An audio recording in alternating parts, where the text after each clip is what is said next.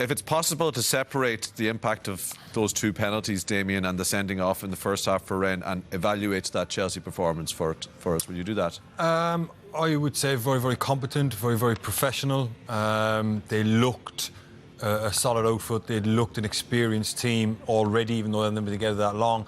European football, I mean, even when it was 11v11, Rennes had a little bit of the ball. Chelsea never looked ragged. They all knew their jobs. They looked a really well-drilled side.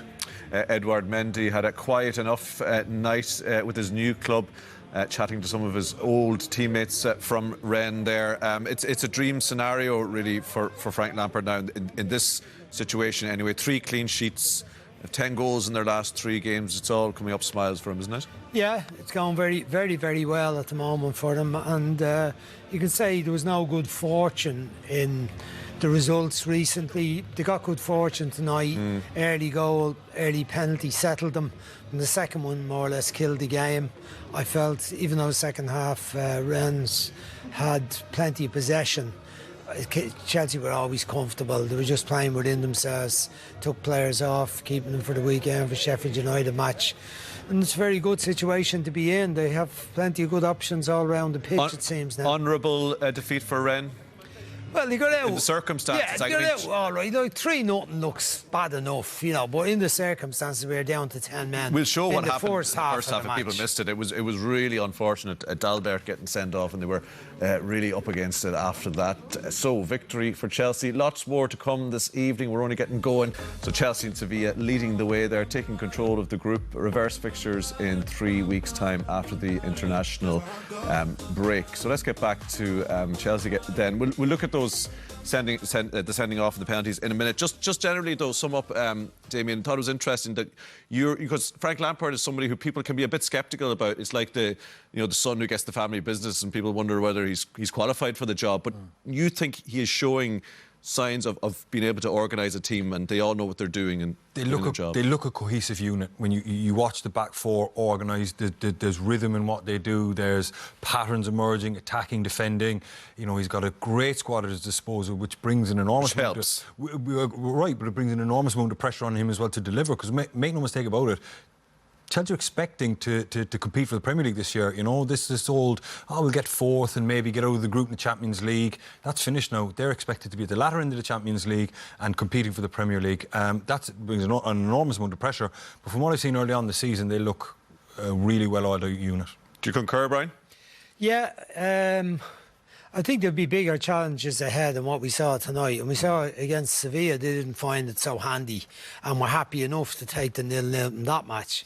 So, I think it's a developing team, but it's a team that needs to develop quickly because he is under pressure. The expectation from the owner is that they win trophies and they compete for the really biggest trophy. This one, they've only won it once in 2012, and that they compete well in the Premier League, because we've seen them before dispense with managers after winning many of the lesser competitions, let's say, just the Europa League, the FA Cup, League Cup. Hasn't been enough. Doesn't matter. Yeah. Hasn't been enough. So he needed, given the spending again this year, and the investment in the team, they need to be at that level. And they've got a chance because everybody's dropping points. The top teams are not as convincing as they were in the last 2 seasons as yet. And as you said, what was it, Krasnodar, Burnley and Rennes tonight? There will be bigger tests ahead. But back to tonight then, Brian. How much did the run of events in that first half fall nicely for them, if you put it that way? Let's look at the first penalty first, and the smidgen of contact involved. Yeah, well, look, great ball from Chilwell, who had a good game tonight. Werner chests it out, take it out from his feet, and Dalbert, young left back, runs across.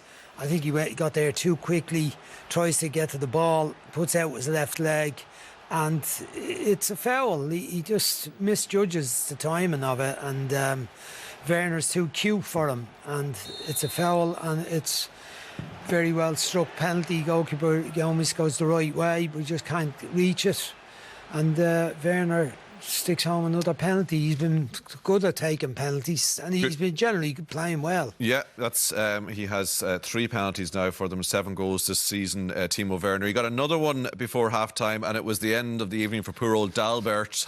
And at half-time, you guys were certainly hot and heavy and not happy with the new interpretations of handballs, the body line, hands above the whatever you're. It's so harsh. It's actually unfair, to be honest with you, to first of all give a penalty against a fella for this and then send him off for it is unbelievable, to be honest with you. It takes a double deflection off the sixes, off the midfield player's toe, and then off his own thigh, and then up. And hits his hand. I mean, and it's a point-blank range as well, you know, if the shot's from But his hand is above shoulder height, Damien. Okay, but, like, I mean, Tommy, you have to have your hands out. If that's the case, you're going to be in the box all the time with your hands behind your back. You have to have your hands out.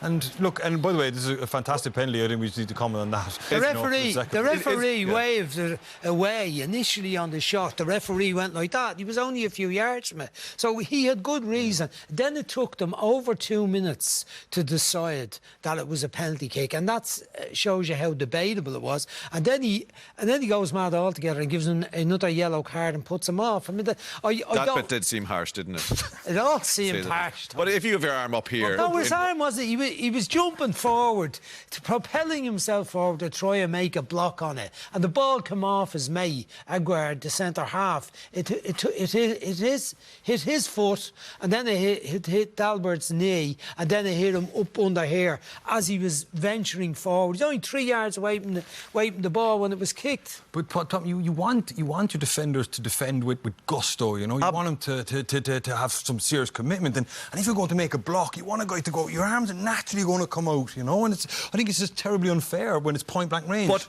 that is absolutely the point. But the interpretation that's been brought in. It doesn't care whether it's unfair. It's telling the referees what to do, and the referees have to go with what the interpretation they've been told. Is the interpretation if it deflects as well? If it hits someone from point blank range, unless you're playing the ball and you play it up, you know, accidentally making it. Like if you're trying to block a shot and it hits you like that, in this case the deflection is irrelevant. It's the body, it's the hand, the height of the hand above him. But and that's what the referee has to go on. It's very hard to defend with your hands behind your back all the time. You know, when you're in the box, you have to be ready. If that's the case, all defenders, when the ball is in the box, might as well just be like this, hands behind their back. And you can't expect lads to defend properly like that, to be ready for action, to be ready to move when that is the case. That's terribly unfair. It's driving people mad a bit, this one, isn't it? Yeah, well, look, David Ellery, the former Premier League referee, has a big influence on this. He's part of the overall rules-making scene in FIFA. And they have to have another look at this interpretation and the advice that they're giving referees. I mean, the referee went waving arms away that it wasn't a penalty kick. And after long deliberation and multi-looks, he decides the penalty. So it's VAR. They're trying to take subjective decisions out of referees' hands and make it easier for them. Anyway, look, it'll come up again over the season, I'm sure. Very quickly, in the time we have left, third goal. For Chelsea's point of view, taking care of business kills off the game, I guess, this quite early in the second half. Very, very good. You know, academy product, Reece James, who had a fantastic game tonight. He's a great start to the season. On the overlap, fizzes in a fantastic cross. There was potential question of an offside, but it looks like Tammy Abraham is in line with the ball as it's coming in, which means he's not offside. But a fabulous ball in and a great little finish, and he deserved that because he's been a great servant. 2 academy products combined there for the goal.